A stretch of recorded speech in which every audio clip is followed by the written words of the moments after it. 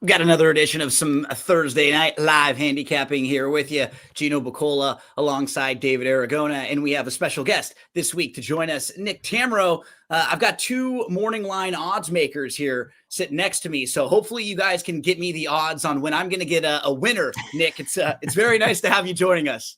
You know, we have a limitation on points for odds, Gino. That's true. I'm sorry. It could be a little tricky, but we'll do what we can. Nick, how's everything going on your end, man? Going great. Can't complain. Glad to be with you guys. Obviously looking forward to this and another fun weekend. These last few Keeneland weekends before the Breeders' Cup are always interesting because, of course, we're awaiting the Breeders' Cup. But, yeah, a lot to look forward to and a good Saturday card. David, I was very lucky a few years back when I went to Texas to Sam Houston. Nick treated me for a barbecue meal with his family. I got to hang out with Nick in person and get a great meal. So I owe Nick a meal next time I see you in person, buddy. David, how's everything going on your end before we dive on in? Things are going good, kind of going back and forth between the current racing and looking ahead to Breeders' Cup stuff to get a head start on all of that. And yeah, looking forward to this Keeneland card. It's an interesting sequence. I think we're going to focus on the late pick 5, not the easiest ticket to put together, but I'm sure we'll have some fun handicapping it. And we would love to hear from all of you out there. If you have a selection you want to share with us, or maybe a horse you have a question about, we're going to be pulling up the Daily Racing Form past performances. We can dive in. We can look at a chart. We can pull up a replay. If you have a question, just ask. We'd love to hear from all of you. So wherever you're watching on any of the socials, on YouTube, on Twitter, X, or over on Facebook, post a comment and we will get through. And right away, Nick Sievers asks the man, is there a harder morning line to make than Keeneland and Kentucky Downs? Those two seem pretty difficult. And actually, David, you and I were kind of talking about one of the more difficult things about making a morning line for you is when you have horses coming from all over the place, right? Different tracks, different factors. And Nick, that's something that happens a lot with the racing in Kentucky. Yeah, for sure. I mean, David can speak to it specifically at Saratoga, but the converging form is obviously very, very difficult.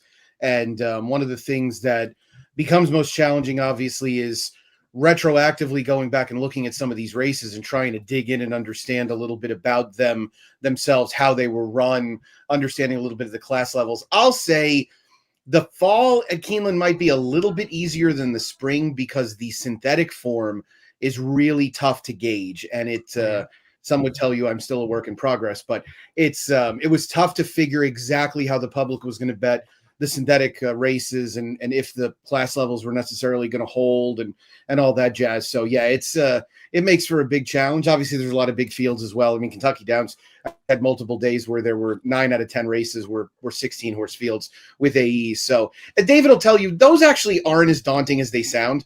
A lot of times a 7 or 8 horse field where there's 4 contenders is actually a lot harder.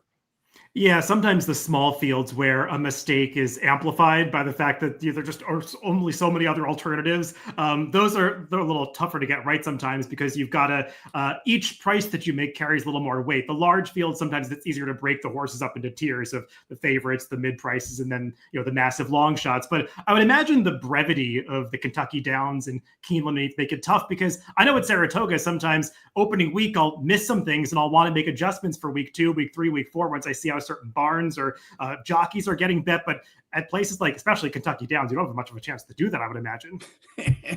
No, it's a quick adjustment. Yeah, very quick adjustment period. And so what I've really tried to do each meet is go back once it's over and make some notes about things happened all along and kind of go into the following year with a little bit more expectation for that. So obviously that's a little bit trainer related. It's not so much jockey related because a lot of the colony is in a bit of a transition from New York down to Kentucky. But yeah, you don't have much of an opportunity to get things right. The other thing about Kentucky Downs is I want to say I had made 4 or 5 of the 7 cards.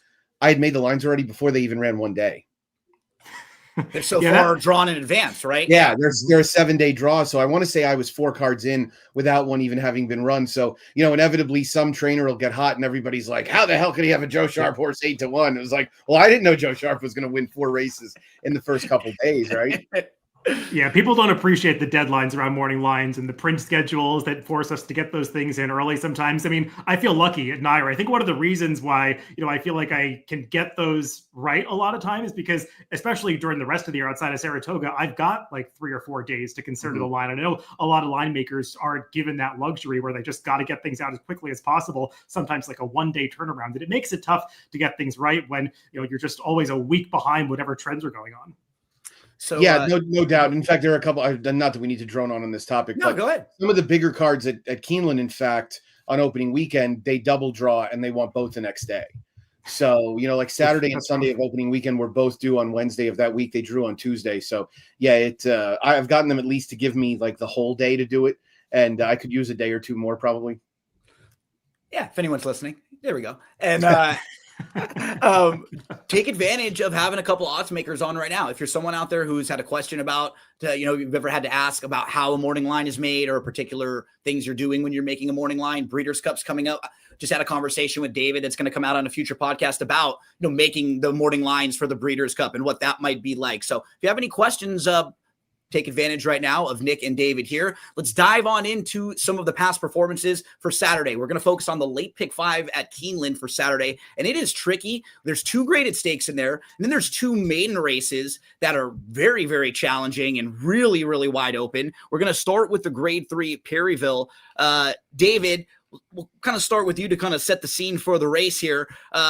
What do we do when you and I were on, and many others, who if you play a horse at a big price, like Captain Cook last time, right? And you just miss. And now you're going to come back and he's going to be the favorite in here at a very short price. He does look really good. From a gambling perspective, though, that's almost like a no-no, right? You miss at the big price. Now you're going to come back and have to swallow a very short price, maybe even something like even money. Does look really good on paper, drawn to the outside. Might have to deal with some other speed in here, though. Yeah, it's especially tough when you really needed him at 20-1 in the last race and you had to endure a heartbreaking defeat. And you feel like the horse almost owes you and you want to pick him back because there's some money left on the table from last time. But he is the horse to beat in this race. I mean, let's not underestimate how well he ran in that Jerkins. I mean, he probably ran the best race of anybody. Patch Adams could not have gotten a better trip sneaking up the rail. And Captain Cook, I'll pull up the replay of the stretch run of that race. I mean, he just got pressure from both sides at the top of the stretch. He was pressing an honest pace. He was surrounded at the quarter pole, and he just kept on finding more all the way to the wire. It seemed like turning back in distance really brought out the best in this horse. Maybe the trainer switch had something to do with it as well. I've seen a few trainer switches away from Rick Dutrow recently, and lo and behold, right after that, he gets hot again. So I don't think that is the only reason why Captain Cook improved here. I think just the 1 turn, 7 furlongs to a mile is probably his sweet spot. And what I do like is that at least Todd Pletcher has given him some time to recover from this big effort. I think there's been 8 weeks between the Jerkins and the Perryville. So I guess that makes you a little more confident that he might not bounce off that big effort. Nick, you set him as the favorite, and you just look at the rest of the field. He by far you have the least questions to ask about him, right? Everyone else in here, maybe you're not sure about class. They're not necessarily in the best of form. He right now just ran a big race in a race that was probably tougher than this. He's drawn pretty well to the outside. Talk to us about, him and maybe some of the other major contenders in here. Yeah, I mean, and we'll get to the other major contender on paper, who's probably one of the most enigmatic horses in the game right now. But, as far as Captain Cook goes, one of the things that I liked about the race he ran last time, and I think when you juxtapose it against the Max field, is that he's likely a better horse when he has a target. and he can sit outside. And I think him drawing the 5 in here, this is probably a slightly different story if he's in the 1 or the 2, and he's likely to have to face a little bit more heat early. So he really gets that sort of coveted Todd Pletcher trainee outside stalking trip. If somebody on the inside wants to go, I imagine Taylor's version will probably be ridden very hard out of the gate. I can also virtually guarantee there will be no Taylor Swift puns by Kurt Becker, if he if this horse somehow pulls off an upset. But I thought, David will be able to tell you this too. I hate making a horse that was 20-1 last time a short price, but he's a short price in here, right? I mean, he ran a gigantic race, and now the doubts around Barnes and the fact that gaming has just really had one of the sort of stranger years I would have ever imagined. This is a horse that I would have really been confident coming into this year. If you told me I'll give you a price on gaming winning a graded stake race this year, I would have probably taken a pretty short price and bet yes. And he's just found a way to not really develop. So it's clearly Captain Cook's race to lose. I think if you can come up with a story on Barnes, then I would certainly be willing to listen to it. But I thought Captain Cook beat him on the square in the Jerkins, and I have no idea what the hell happened last time. I mean, that was and Jackson, who is as sharp as they come, is he's probably onto something, right? I mean, Parks does have this sort of, it is a bit of a vortex in terms of things happening there and not really being duplicated anywhere. But I mean, I thought there was a chance down the backstretch he was going to be eased, right? All of a sudden he comes with this run, but I mean, it was the ultimate garbage time run. And David, while he's been enigmatic, was what Nick said, and I agree, he's never been this far out of races, right? He's never been that slow of a horse. Maybe not at a 5.5 or at the shortest sprint distances, he'll be on the lead, but being this far out of it where he's almost 15 out, just really struggling. And honestly, if you went horse by horse through the field he faced there, every horse in the Perryville might be better than any horse he faced in that race. I don't know if it was a class thing or just he was struggling over the track, but this is going to be a tougher field overall, but he might get a better setup here. He's just such a hard horse to trust at a short price. Yeah, I mean, there are multiple aspects of this performance that are really hard to get past. I mean, it's not just that he was as far back as he was hard ridden early by Tyler, who was trying to keep him within range of the leaders, and he just kept dropping back. He disengaged from the rider's encouragement. It's not like kickback was an issue. I mean, when you watch the head-on, he was wide of everybody. He was just not moving well. And he does finish decently at the end, but the early part of the race has to be concerning, especially when horses going out for the barn that he does. I think about the same thing with Todd Pletcher. When these horses are so well schooled before their careers even begin that you don't expect to see this kind of unprofessionalism suddenly rear its head 5-6 starts into their career. And I typically take it as a bad sign and maybe a clue that they're going to be going off form soon. Obviously, his last race was a step in the wrong direction, but it makes me concerned that we might not see a form reversal here. I kind of wonder, based on a performance like that, how many starts he has left in his career, and if maybe this is just a test to see if they want to go on with him at all, given the pedigree and the purchase price and the fact that he probably will get a stallion deal and be bred to 200 mares whenever he is retired. What's tough about him too is he's never really been a flashy workhorse all that much, like compared to some of the other Baffert horses in the morning. So when you're looking at him and watching his works, it's really just tough to take a lot out of them because they're never really quite as good as some of the other really flashy Baffert stablemates. Nick, were there any price horses that were intriguing to you? We all kind of feel like Captain Cook stands out in here. Any others that are kind of interesting from a value standpoint? I mean, the subjectivity of value, obviously, I wouldn't argue with somebody that told me they wanted to give Owen Almighty another opportunity. Sure. He's obviously always been cut out to sprint. And I do think Charlestown, probably maybe even a way more so than a place like Parks. Yep. What happens there, you probably can take lightly. It was his first start going shorter. This is going to be his first start around one turn since all the way back in January. That being said, I mean, are you really, really jazzed about betting him at 4-1 or 9-2 or, somewhere in that range? I'm not. And I would probably want him to kind of run a reasonable race and maybe a respectable race. And then we get him in a race like the Cigar Mile or something next time, or maybe something even a little easier in Florida. He feels like one that you could project to move forward a little bit. I couldn't make any of the other two horses that are going to be big prices, unfortunately. David, anything else you want to mention in here? No, I mean, I tried to look past Captain Cook. I just couldn't really warm up to anybody else. I mean, obviously I gave Owen Almighty a long look. My problem with Owen Almighty is, Yeah, he ran really well in the Kentucky Derby, and in retrospect, maybe that performance took a lot out of him. I mean, obviously he had trouble at Charlestown last time, but he wasn't even running that well before he got steadied on the far turn.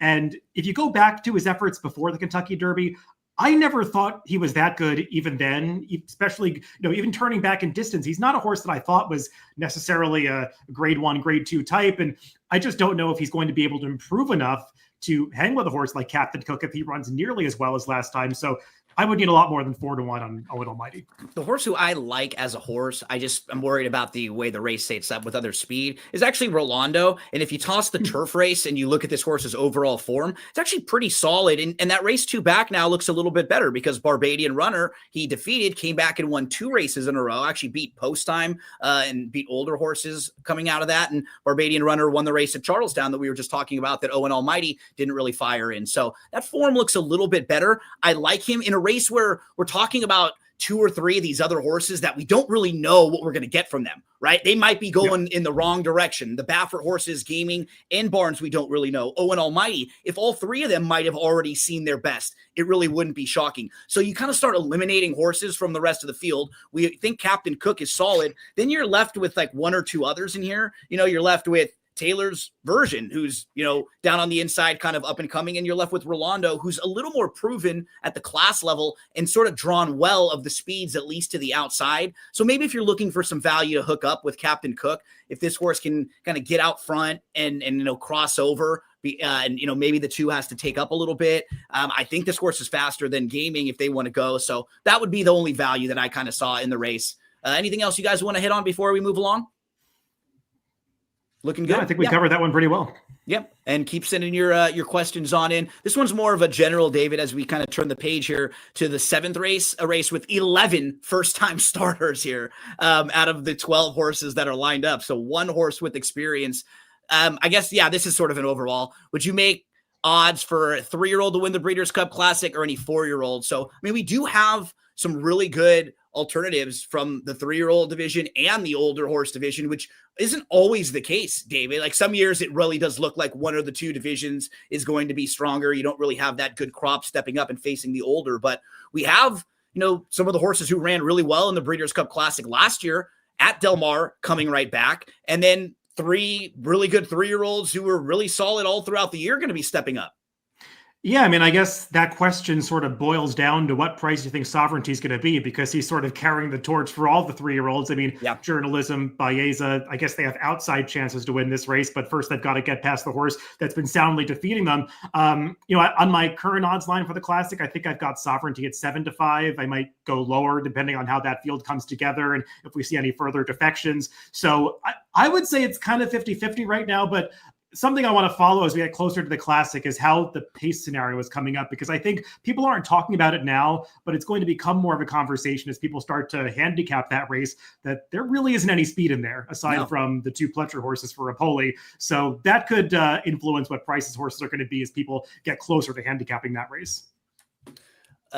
We move along to race number 7. This one is a maiden special weight race, Nick, and you probably had some fun with this morning line. Fillies, 2-year-olds, and just 1 horse with experience, and that's Solemn Vow for Al Stall Jr. Everybody else is going to be starting here for the first time. So, you're looking at things like, the trainers who obviously Wesley Ward, someone who's going to have live firsters at Keeneland. You're looking at maybe some of the workout statistics or some of the first-time starter statistics. But I was actually talking to David. What was kind of helpful, at least when handicapping this race, there were a lot of these workouts that were posted on the Keeneland website that you're able to see and kind of help your handicapping. So you can get some of these there also at First.TV if you're looking at the West Coast.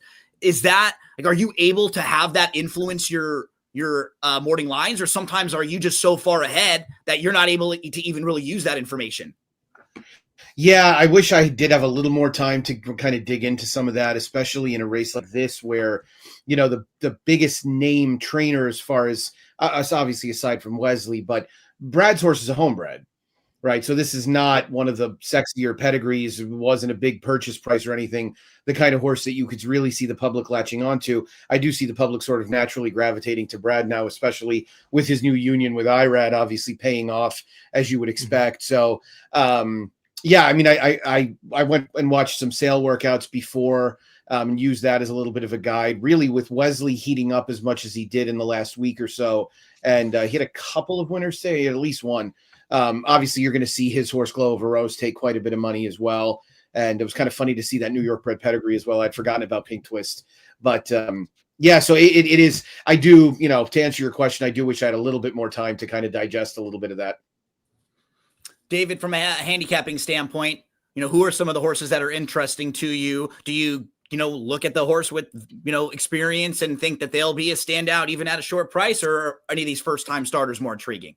Yeah, I mean, I'll say in handicapping this race, which I had the luxury to do earlier today, I took a look at a lot of those workouts on the KTA website to try to just figure out who was working well coming into this race, and I think Nick got it right with the first-time starters. They're going to be short prices in here because it seems like the number 4 Glow of a Rose and the number 5 Hot Gossip are both horses that have shown some nice things in the morning on the way in here. I mean, you can kind of see it on paper. Glow of a Rose is coming out of a workout, I think the October 8th drill, where she was much the best in company with another one. I think her workmate is just really bad. I watched a few workouts of her and she got badly outworked by every horse that she was paired with. But this Glow of a Rose, she looked good. She's a Vacoma. They win first time now. She had a really big stride on her. Just looks like a precocious type. So won't be a surprise when she runs well. And Hot Gossip, her workout back, I think it was the October 5th workout, was in company with Passion Rules, who some people might remember, a 3-year-old from earlier this year. He was 3rd in the Wood Memorial, and I guess he's on the comeback trail. And to me, she was going a little better than that 3-year-old. So I think that's a good sign for Hot Gossip. She's got pedigree to go much longer than this, even a little turf on the dam side. But given the precocity that I saw in that drill, it's not going to be a surprise when she's ready to fire on debut. Nick, anyone from a gambling standpoint interest you here of the first-time starters or at a decent price? I thought Feeling Groovy worked okay. It's at the sale. I didn't watch any of her workouts. Cherie's gotten a little cold with first-time starters, but this is more of a turfy dam side as well. It's actually funny David brought that up. There's a lot of turfy dam sides in this race. Right? You have a Daughter of Lull as well, who's by Curlin, which of course, I remember betting Lull in the Breeders' Cup Juvenile Fillies turf, I think 9 years ago. So yeah, there's horses that you could see getting better with a surface change a little bit later in their careers, perhaps. I didn't really think anybody that was going to be a big price looked all that interesting, to be perfectly honest. I think the one is drawn poorly and probably is a horse that you'd have to make prove it, being such a cheap into Mischief. I will say that Steve Asmussen's horses in the last few days have run decidedly better, and he has historically not been very good at Keeneland, especially with 2-year-olds. So, maybe there's a little toad action for Stay in Tune. Obviously, these are turfway work, so we don't have the luxury of having a lot of information there. As far as Solemn Vow goes, I actually also wanted to mention that Aunt Charlotte is in this race, who is actually a half to Taylor's version. Yeah.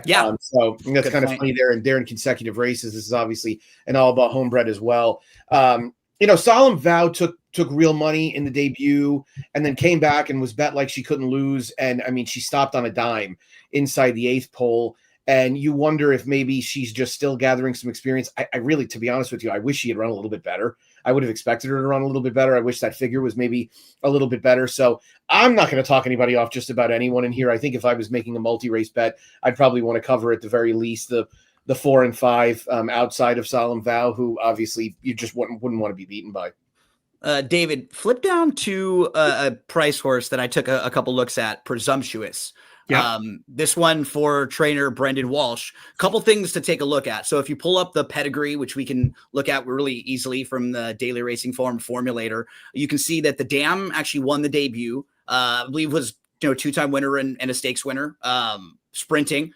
And this is another horse that you can actually look at the workout, and I thought was pretty decent. This horse actually worked inside of 3 others and held pretty well, I thought, down on the inside. So you get like a little mini race from this horse, having to actually deal with, more than just facing one other horse in the work. And then if you can pull up, David, just the Brendan Walsh runners at the meet.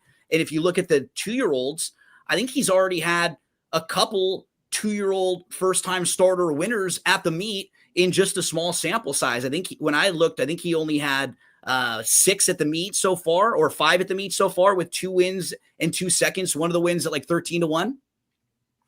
Yeah, I agree. Brendan Walsh, he has obviously great stats so far at this Keeneland meet. Brendan Walsh also just has great stats generally with 2-year-old first-time starters and dirt sprints. I feel like he's a trainer that's not often talked about as doing really well on debut, but he's got a positive ROI and a very large sample with 2-year-old firsters. So I feel like this one could be live.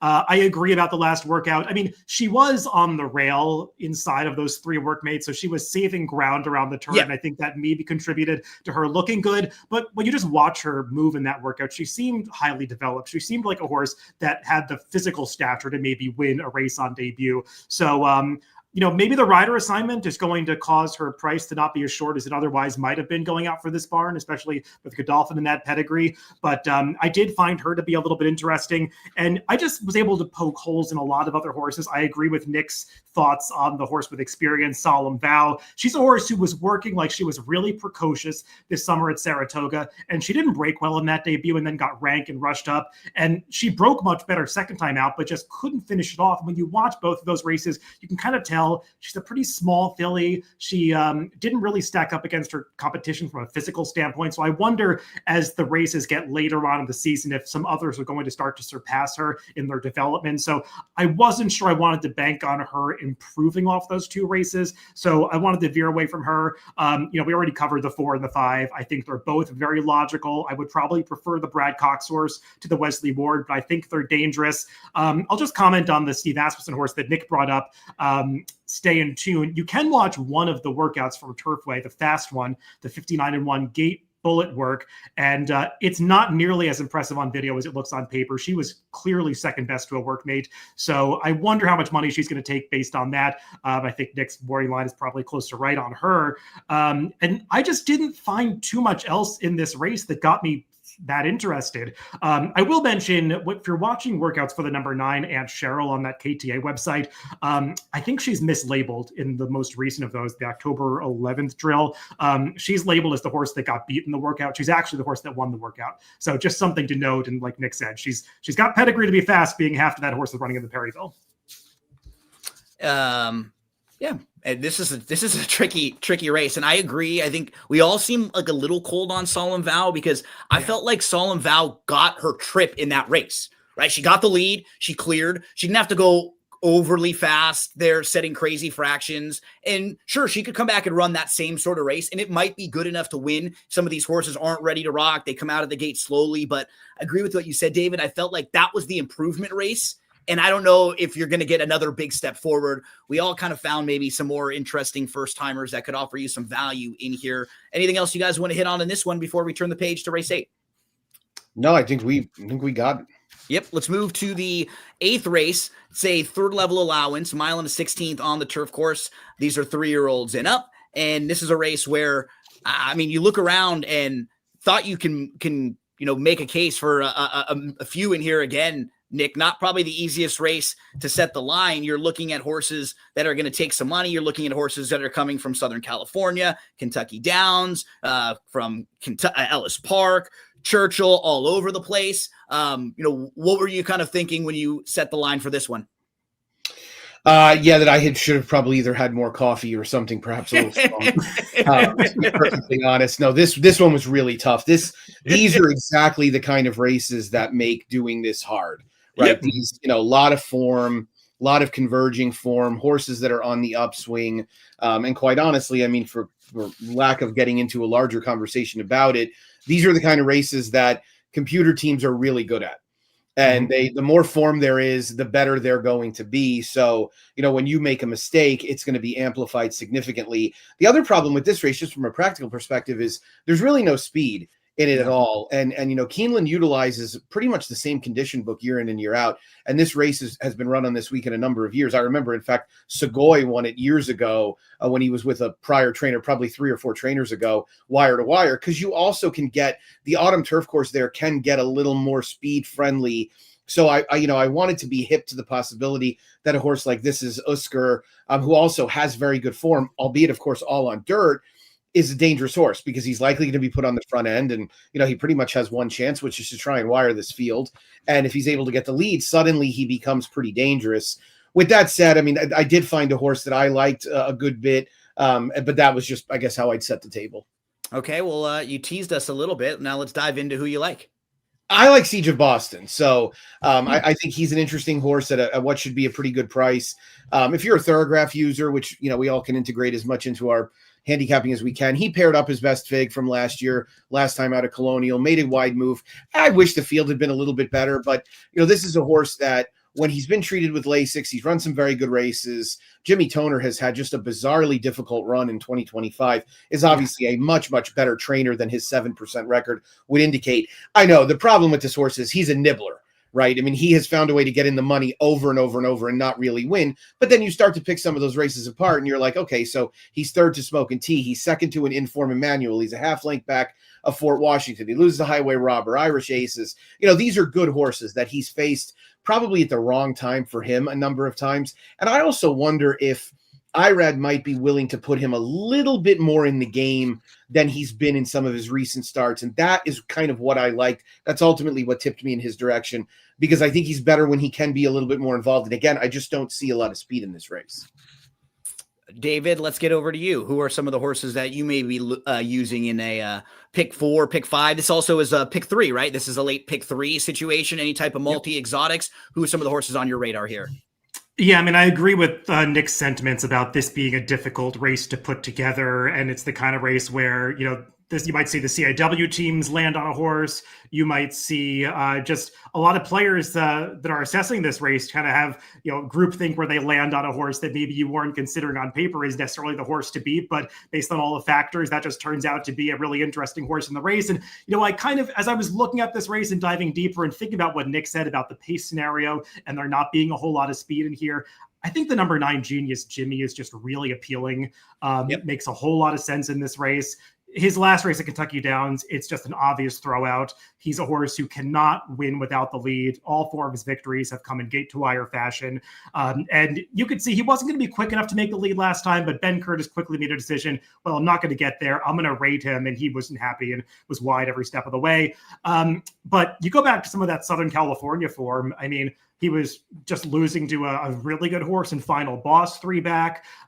He's been very dangerous when he's able to get his preferred front-running trip out there. Even that horse that he ran against, he was in against Johannes early in his career. I mean, he's kept some pretty good company over there. And I just feel like in a race like this, the way it's setting up, especially with Johnny V aboard, and I find this a lot where John Velasquez is on a speed and there's not a whole lot of speed in the race. If he sends, seems like a lot of jockeys are reluctant to challenge him. So I wouldn't be surprised if this horse is able to slow things down up front. I just, and I feel like I'll do this one time during this, recording with Nick, but I feel like this is a horse that is probably not going to be 15-1. And I could see a lot of people landing on this horse for, because of the case I just made for it. So I think Genius Jimmy is super live. And I actually remember watching Genius Jimmy a bunch of times. The horse behind him, Ion Rye, that also shows up in here. This horse is interesting. The big thing that concerns me is the trip we're talking about, right? This is a horse I throw into a pick 4, pick 5 situation because let's say there is a version of this race where maybe Genius Jimmy goes, maybe we get the Minkster to show some of the older speed that this horse has shown. Maybe this is Oscar tries to get a little bit forward there. Maybe a horse like the Eisman tries to hold the inside position after showing a little more speed recently. I don't know if that's for sure going to happen, but maybe a version of this race where that does happen. That's how it warms up for a horse like Ion Rye. When you go through this horse's races, you can just find the races where he's losing to lone speed.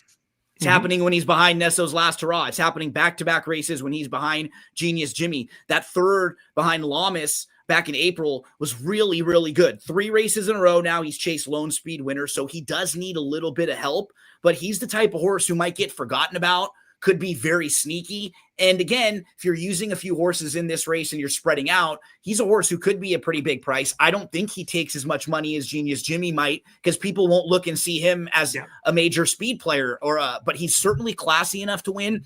And I remember him right when he came over from Hawthorne. And he ran his first race in Southern California. He was really, really wide. And it was a race that you just could have thrown right out. And in his next start, he earned a 96 buyer, and he ran this monster race from the outside where he made this huge move. And he's always just been a horse on my radar since then because he's quirky. And I actually think he really doesn't like being down on the inside. I think you can sort of tell by some of his races, they've had to kind of keep him wide. And a few of the times, like when you look back, the race where he finished sixth, but he was only beaten about a length and he was favored that day, he looked like he was going to get a great trip. He's down on the inside. It opens up for him. And you could see he didn't really want to go in there. And he kept sort of like, and every time since, it seems like they've tried to get him out and wheel him around. And I sort of think, that's just sort of who he is. He's a quirky horse. He might be a big price. I'm going to throw him in some exotics as well. Yeah, I agree, Gino. I don't have a whole lot to add. I think he's an interesting horse, and he will be a price in this race. I wish there was a little more speed for him because I think he's a horse at this stage of his career that kind of needs things to come apart. And Luan Machado is the kind of jockey that I feel like doesn't always ride to win. Right? I mean, what I mean by that is he rides to get a piece, and sometimes it works out that he wins. And in a race without a whole lot of pace, I worry he's going to lose too much position, but I agree about everything else, and I think he's an interesting price in this race. We should talk a little bit about this as Oscar. You mentioned him, Nick, and he only has one grass race. But if you look at his dam, David, I think you can pull it up. Journey On was a 4-time winner, was grade 3 placed, had a couple wins on the turf, and I think it was grade 3 placed on the grass. And then when you just go through the races that he's exiting on the dirt and some of the horses he's been facing individually, they're pretty good. Moonlight is a horse who just won with 100 Beyer and has won 3 of the last 4. Buyers of 92, 97, and 100 in those races. You got Tumbarumba, who actually got back in pretty good form. He won back-to-back races, including the grade 3 ACAC. Both of those races with Buyers 93. Willie D was winning his second in a row, 98 and 100 Buyers. He was second in the Charlestown Classic. Even Komoribino Amodie, I think I got that one right, was winning his second straight stakes. He earned the 95 Beyer. So, Nick, if that form can sort of translate over to the turf, he's been facing some pretty classy horses. Yeah, I agree. I mean, I think what it really boils down to is, I don't think it's improper to say he's just a lot better horse than he was in his lone prior turf try. Oh, yeah. And I think that's kind of what you were alluding to. So it probably will drive some people that direction. Jordan Blair's also a very good trainer that doesn't get nearly enough credit. Actually went on a really good run earlier this year. And I think between Keeneland and Churchill had a couple of big priced horses. But if you look at turf route numbers overall, he's very solid. $171 in turf in general. I want to say he's a little bit better with routes. Hopefully. Well, no, not so much. But he has a positive ROI over 5 years. That's impressive. Which is hard to do. Exactly right. So you're going to get some value on these horses. I don't have any argument with either of your two. Honestly, I wish I had probably priced both a little shorter. I kind of ran out of room. Horses that gave me a difficult time in here were, and I think somebody asked a little bit about singling degree of risk. I could never single anybody in here, but I do understand why people might be interested in degree of risk. It feels like some of these Nolan Ramsey horses, when they've come up to Kentucky, they've gotten a lot of money, and he does come out of what should end up proving to be a pretty decent race. Quattrocento did win right back. I believe came back later at the Kentucky Downs meet and won again, and then was entered in the Coolmore Turf Mile and really didn't run that badly. So, that's a race that's going to be rated pretty high, and obviously the connections are going to garner a lot of support. And then another horse who I really found very annoying from a morning line making perspective was 911 Turbo, who doesn't generally take all that much money, but did drop out of an allowance race last time and ran a race that puts him right in line with everybody else. I've always kind of chalked him up to being a horse that wanted to go longer, but he's run effectively at Keeneland, which I have noticed, and actually this is a great question for David too. It could be that I make lines at places that are shorter meets, a little more quirky, this and that. The computer teams are clearly putting a lot into on-track form. And Kentucky Downs, it was a huge factor.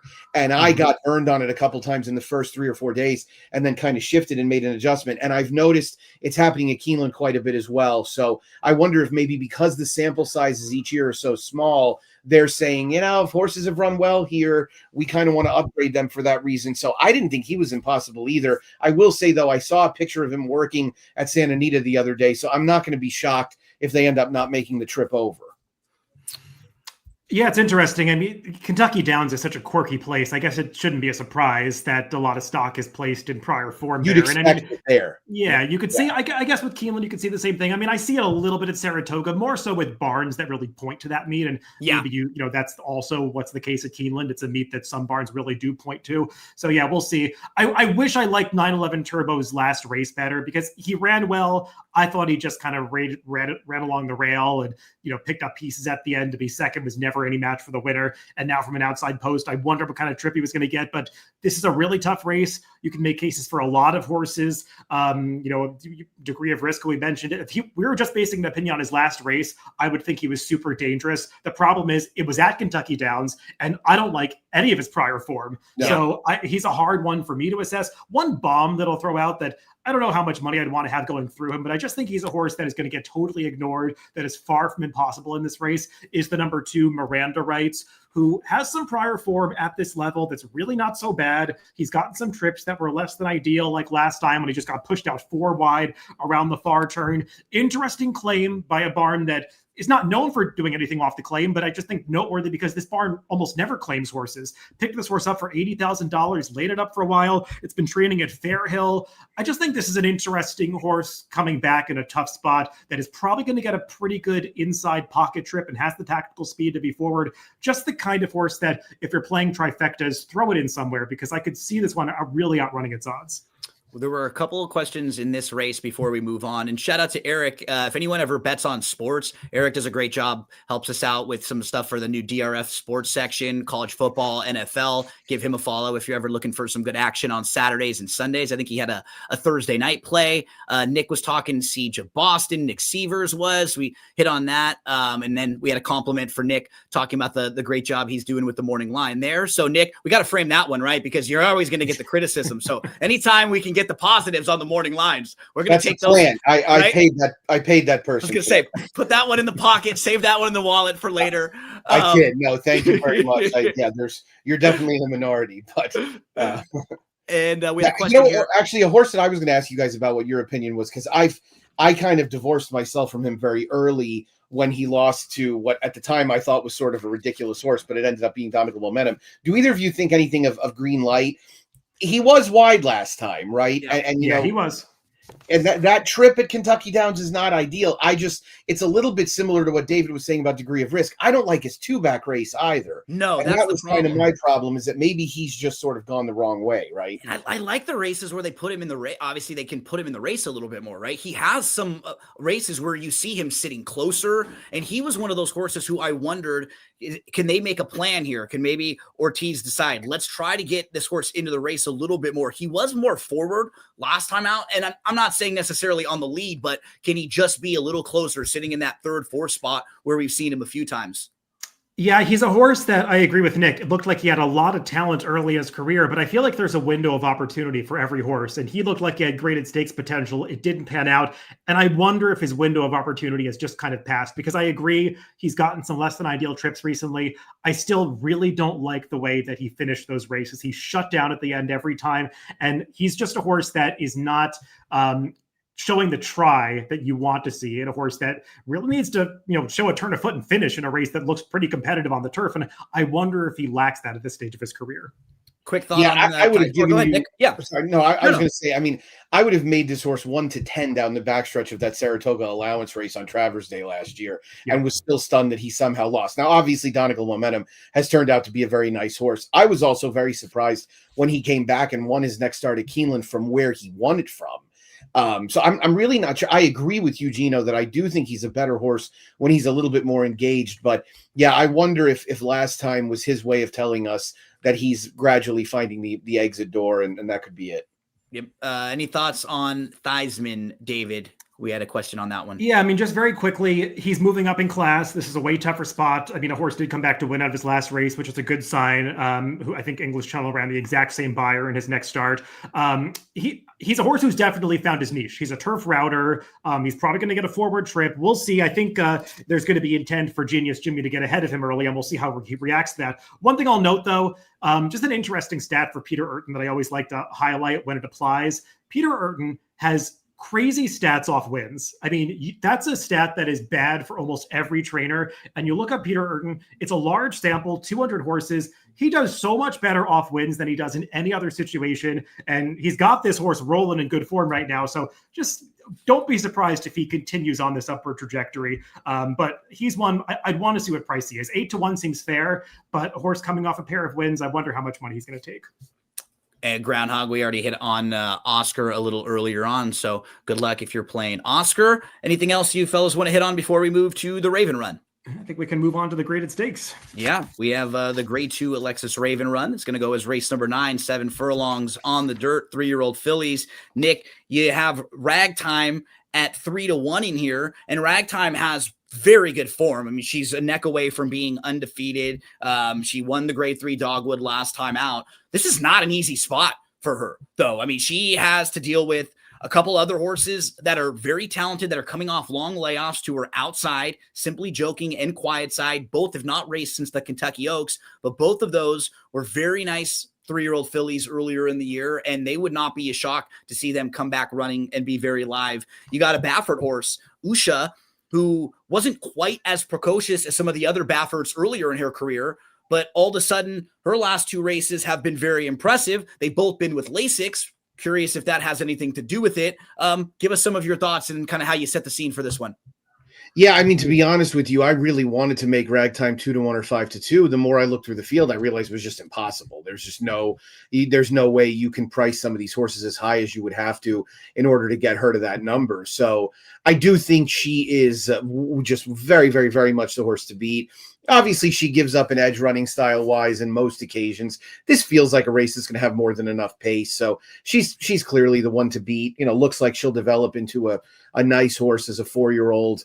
But obviously the 2 Kentucky Oaks alums that are back feel like the interesting horses. And I was already informed by a mutual friend of mine and David's that has plenty of opinions himself that I made Simply Joking too large a price, and he liked her. Andy Serling, of course, let me know that last night. And I said to him, well, how much shorter could she be? And he said, yeah, you're right. She can't really be that much shorter. He didn't think that she and Quiet Side would be that different price-wise, but I reminded him that Quiet Side was 1/5 of her price at Oaklawn. So I think both of these horses are interesting. I don't know if they're ready for this off the layoff. The fun thing about this, and, you know, obviously all of us that handicap want to look for horses that are probably getting back to what they do best. And I think that's exactly the case with these 2 horses. I think 7/8 is going to be exactly what these 2 want going forward. I've kind of felt that way about Simply Joking from the beginning of her career. And it was obvious that Whit Beckman felt strongly about her debuting her in a stakes race. And now she's with Michael McCarthy, who, you know, that first off a trainer switch number is a little misleading because there are some claims built into that. He's actually not bad at all off of trainer switches only. And I was kind of digging around at this today, knowing that number came back relatively weak. So, I mean, how could he be, if you narrow it down to the last 2 years, is where he's not been as good during that period of time, which is what that stat at the bottom of the form would dictate. So that's where sort of the concern comes in.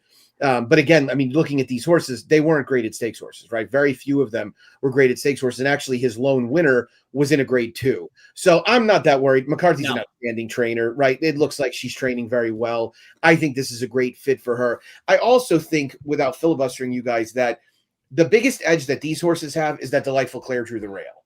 Because Delightful Claire is going to have to just really hustle right from the start. And Delightful Claire ran an outstanding race last time in the common race among some of these in the Dogwood. And she was the last woman standing, so to speak, after battling it out early.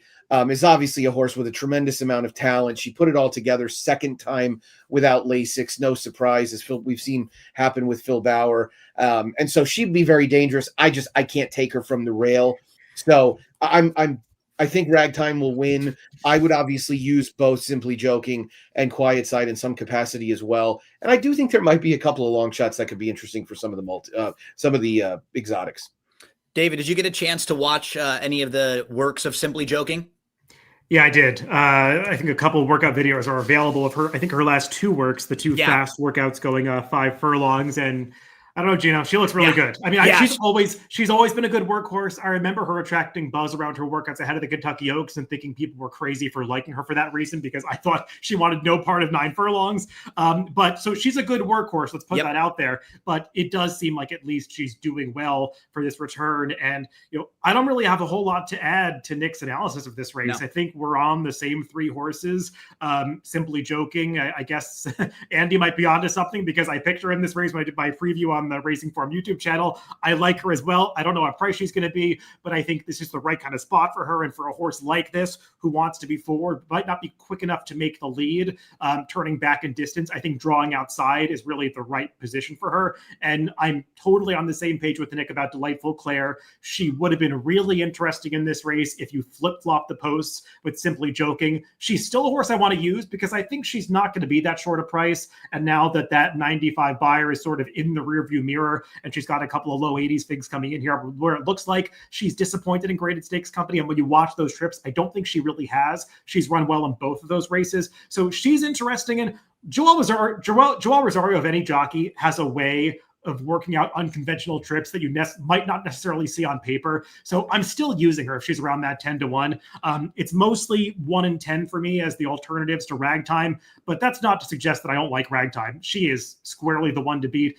I just do feel like she will be, a significantly shorter price than everybody else. Yeah, one of my concerns with Delightful Claire was what you were both pointing out, the inside draw, especially because we've actually seen her draw the inside, have a slow start, and then get caught behind horses previously. So in just one of her 4 starts, we've already seen that happen. So she's either going to have to make sure that she's very much alert right out of the gate, or maybe even used a little bit more to be on her toes early. Or if she is a step slow again, that trip will be a little less than ideal. Yeah, we could be in trouble because there might be a lot of weight on Simply Joking. I actually had her as my top pick when we did the previews for Sports Crit earlier on. So if anybody is on that one, you can blame me if she ends up getting beat or she runs a good second.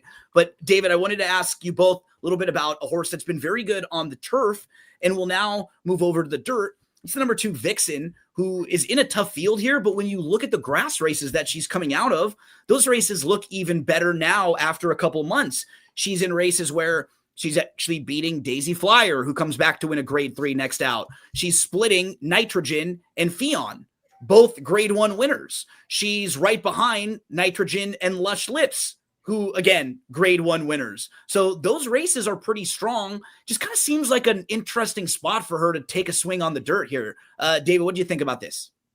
Yeah, I mean, I guess when it gets towards the end of the season, you see this happen sometimes where connections are like, well, I've got one more start with her before we send her to the farm for the winter, and maybe we'll find out what she wants to do for next year. So I get them trying it. I mean, look, these are the same connections as Nitrogen, and it worked for her. So why not try it with the horse that was getting beat by her? I'm not as optimistic about Vixen handling this surface, though.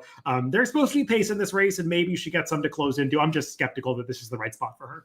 Nick, any thoughts on Vixen or any other long shots in here? Yeah, I mean, this is a pretty turfy dam side. I will say, I think the problem they ran into long-term with Vixen is that I think this distance is going to be ideal, right? But finding 7 furlong turf races is just about impossible. Mm-hmm. Thankfully, we're a year or so away from being back at Belmont, where we'll have some and have 2 surfaces actually to run them on, which is really, really exciting.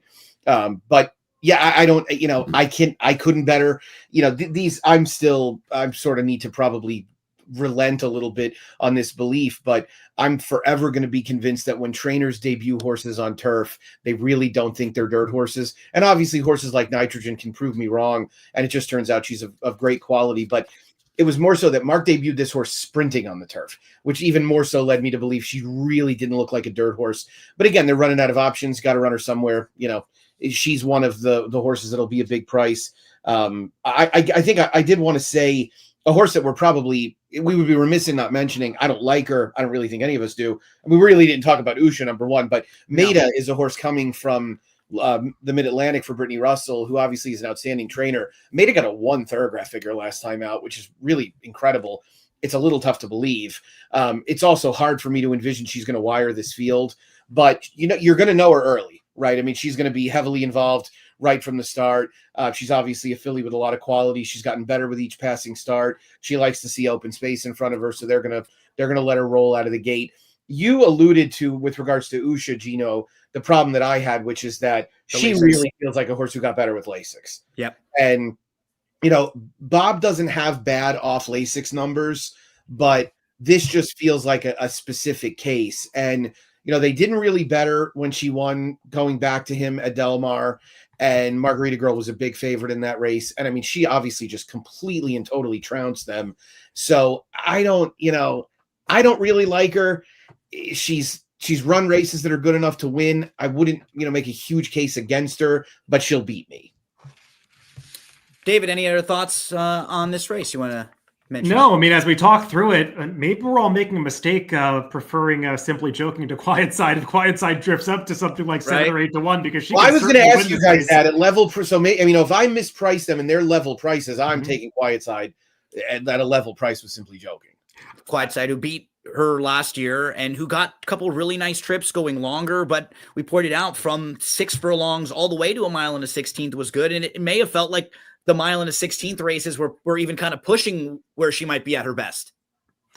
Yeah, I do think simply just reading the tea leaves, Simply Joking is a little more primed for this spot than maybe Probably Quiet Side is, where I think there might be intent to stretch Quiet Side out again at some point, because that was, that's what they originally wanted to do with her. And she kind of has a profile when you look at her that she does feel like more of a route type. So I'll be interested to see what prices they are. I think Simply Joking is a little more likely to win, but I wouldn't want to see some big disparity between them. Yeah, those last 2 works were the ones on First TV. The October 5th one was the one that was really nice. I think it was with Liguria, who's a multiple graded stakes winner too, a pretty classy horse, and she's kind of just toying with her there. The next work was, I think, with the same horse, also pretty nice, but it looked like that one on October 5 was the one where they felt like, okay, I think she's ready to rock after that. Yeah, this is a solid race. I've always been a fan of Vodka with a Twist, David. I think I've picked her a few times when we've done some of our preview shows, but she just likes to run second. She did face older horses last time out. I mean, if horses like Vava and Zetlos were in a race like this, they would probably be players. And Praying is in really nice form too, and Praying is pretty sharp. Just wide draw. Don't know about going a little bit longer. Just a consistent horse who likes to finish under. Anything else to mention? I mean, the Calbred, got to give her some love. She's in really tough, but Aggie Ordonez has done an awesome job with Almond Joy, who has won 5 in a row. So she gets the acid test here. She sees where she can stack up against the legitimate graded stakes fillies in her division. Yeah, not going to be surprised when she picks up some pieces, but a little tough to make on the win end for me. Agree. Yeah, 3rd or 4th obviously seems totally live. Is you can get Kent to sign a contract that he'll be okay with 3rd or 4th. That'll help. Well, let's finish things off with another tricky maiden race. We've got 2-year-old fillies going a mile on the turf course in here, and the 2 of the horses with experience that I think will take some money, David, 7 and 8, maybe right next door to each other. Could probably kind of take a look at them to start and see how we feel about them. Backgammon just recently finished 3rd on the turf at Kentucky Downs last time, going a mile. I actually prefer Shane's the Brain a little bit, who has a pretty nice pedigree. If you want to pull it up, this horse was actually a full sibling to Slow Down Andy, who won a grade 2 in his only turf start, which was the Del Mar Derby. And you see 2 other winning turf siblings. So you get some turf in there. You get some class in there with, the direct pedigree. The blinkers go on for this horse, stretching out. And I thought the race was kind of sneaky, David, on September the 10th. The 1, 2, 3 finishers were 1, 2, 3 all the way around. It was really like a no passing zone type of race. So I didn't think Shane's the Brain ran all that poorly, and stretching out based on the pedigree shouldn't be all that, shouldn't be an issue going a mile on the turf. Yeah, I mean, I got her open. She's a horse that could potentially improve going longer. I mean, the pedigree is certainly there. I mean, I guess what I'll say about this race, Gino, is that it feels like a particularly low quality maiden race for these conditions at Keeneland. You typically see horses that look like they could wind up in stakes, debuting in a maiden race like this. And I kind of had to do a double take, Nick. I wonder if you did the same thing, that this wasn't some auction restricted race, because it just feels like there aren't too many horses in here that make you think they're going places. No, I did exactly that. In fact, I kind of looked through and made sure I wasn't missing anybody, because it was like, I imagine that Brendan Walsh and Brad Cox have somebody sitting in the barn. They looked at this race and thought, oh, hell, I probably could have gotten this one going a little bit sooner to get him in here. I mean, this is about as shallow a group. I mean, I'd be inclined to say that I'm not going to be shocked if some of the better horses in this race ultimately aren't on the AE list. Yeah. But even they're not anything particularly, strong looking either. I think if the 15 Indigo Woods was able to get in, I think she'd probably be most dangerous. That's a good old Stoner side. Darley pedigree. Brush Gold was a nice filly.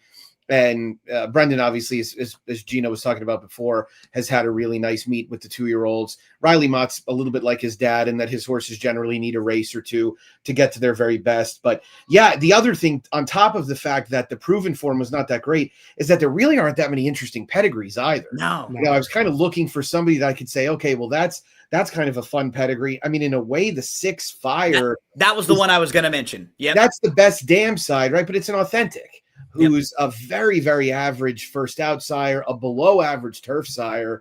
So, that kind of that muted a little bit of my enthusiasm. And it ultimately led me to Maverick Queen, who I thought maybe if I could make an excuse for her first race where she may have run better than it looks on paper, the public will almost treat her last like a loss. A bad loss in a way. So she's going to be a better price than she should be. The horse that won back from her debut came back and got another 36 Beyer speed figure, as much as I was hoping it would be a bit better race, but it wasn't. The horse is, believe the horse is trained by Brad Cox. So I kind of wanted her, I didn't really have a big problem with a couple of the others in here. But again, the experienced horses don't look like much. Treasured Times has the good pedigree, good inside post, good human connections, good inside post, but no pedigree, right? And Essential Quality is 0 for 15 first-time turf. I'm going to need his horses to run better on the turf before I start to get excited.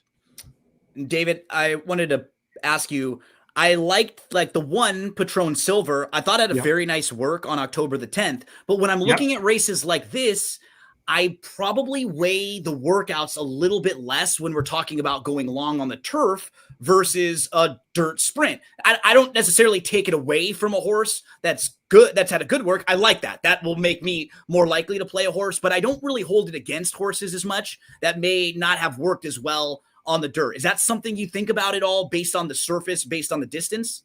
Yeah, but what I'll say about that is, while I think workouts might matter a little bit less in turf races, it is a good sign when a horse like this, who has nothing but turf pedigree, works well on the dirt and then is entered on the turf without even a turf work showing, which says to me that the connections are saying, okay, it's great that she's working well on the dirt, but she's a turf horse and she probably just has ability and is good enough to work well in the dirt. I agree. Her last workout was really good. For this level, for the way this race came up, she looks like the one horse in here that if you say to me, pick a stakes horse in here, a horse that could wind up in stakes, it's going to be Patron Silver. And talking about the pedigree, I mean, there's nothing immediate from the dam, but you go to the second generation, her second dam is Memories of Silver, who was a grade one winner at Keeneland on the turf in the QE2 Cup. So, I mean, there is real turf pedigree going back a generation for Patron Silver. And the War of Wills, to me, they are pretty much turf horses and nothing else. So this is the right spot for her. I will say Ken McPeak overall has bad stats doing this, first time starters in turf routes.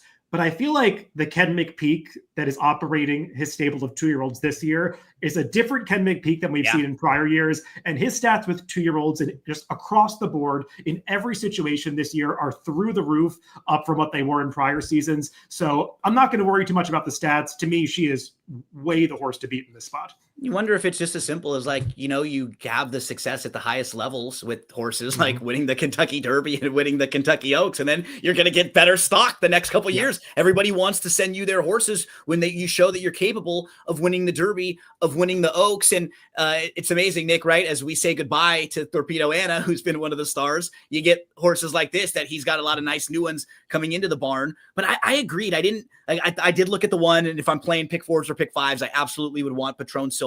You mentioned Fire, who also has a kind of a decent pedigree, right? The Dam was a multiple graded stakes winner. Kindle was multiple stakes winner, multiple graded stakes place, all sprinting. And then half to a horse named Palazzi, who was actually kind of better going long. So there is a little bit there in the pedigree for Fire. Angela Katie, David, was another one, has a decent pedigree, right? Dam won on the turf a little bit. Talk to us about her.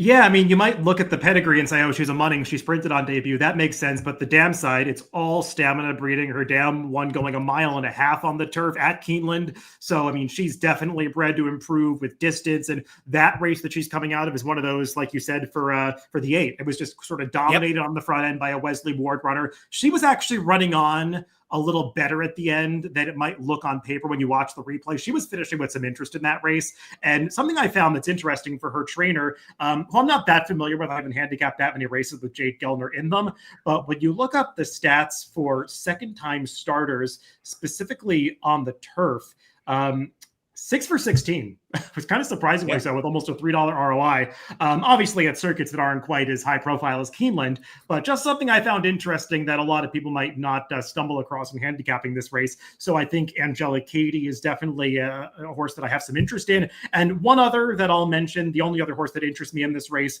is the number 12, Karma Cat, who's probably going to be a huge price in here after having done no running in her debut at Saratoga. But she was extremely wide in that race. She was like legitimately 5 wide all the way around the turn. I actually think Practical Joke is a better turf sire than a lot of handicappers give him credit for. And I don't mind his progeny actually going longer on the turf. And I find it interesting that she got in a turf work at Saratoga at the end of September. And when you look up the entire day of workouts, she was actually by far the fastest turf work around the dogs that day. The only reason she didn't get a bullet is because there was somebody who worked inside of the dogs that went faster than her. And the fact that she doesn't have any turf pedigree on paper, has that turf work, and is now immediately put in a turf race at Keeneland, to me, that's a pretty good sign for somebody like Whit Beckman. So she's one that I think is going to outrun her odds getting in this spot. Nick, do you have anything else you want to hit on in this final race before we finish up? Yeah, no, Jade Gellner, who David was talking about, actually runs a lot of horses down here in Texas and Louisiana. Very good trainer with 2-year-olds. His dad, Scott Gellner, was around a long time, and they trained for Norman Stables. Of course, also owns Coal Battle that Lonnie Briley trained and ended up in the Kentucky Derby. So yeah, Jade's a good trainer. This is a horse I think who, as David said, I think ran better on debut than it looks. So a horse who I think definitely could improve with a bit of experience as well. The pedigree on the one Patron Silver, obviously the second generation, very good. Memories of Silver, of course, produced Winter Memories, who was a multiple grade 1 winner and nearly won the Breeders' Cup Juvenile Fillies Turf. So obviously we'll have good expectations there as well. As we finish up, a big thank you to everyone who dropped comments in. Nick Sievers hanging out with us. Jackson Munoz was asking about Simply Joking. We heard from Chris Couples, Eric Tofflin, and Barry the Sniper Spears. Everyone out there, we always appreciate hearing from you. And Nick, as we say goodbye, not only do you set the morning lines there, I see your picks popping up all over the place. You're doing videos. You got selections all over. Is there anything you want to plug or promote before we get out of here? No, just obviously looking forward to the final week or so of the meet. And, if you make your way over to Twin Spires, obviously I have some analysis there and little Naira analysis here and there as well. So, if you'll pay me, I'll do anything pretty much. There we go. And David, I believe in 2 weeks, you and I will be sitting here just 2 weeks previewing the Breeders' Cup races with Brad Free on Thursday night. Yeah, it's kind of scary. It's coming up pretty quick, that Breeders' Cup. But we're looking forward to that. The next one of these live shows that we do, we'll be with Brad Free around the Breeders' Cup. I think looking at the Saturday card of Breeders' Cup week. So definitely looking forward to that. Yeah, because next week we're probably going to be diving into the pre-entries at this time. I think they come out on the 22nd. So we'll likely already be looking at those and hopefully getting ourselves set up for when the entries come out Monday of Breeders' Cup week. So we always appreciate all of you joining us here. Hope you have a great weekend in all of your plays. And we'll see you again in just a few weeks right back here Thursday night before the Breeders' Cup.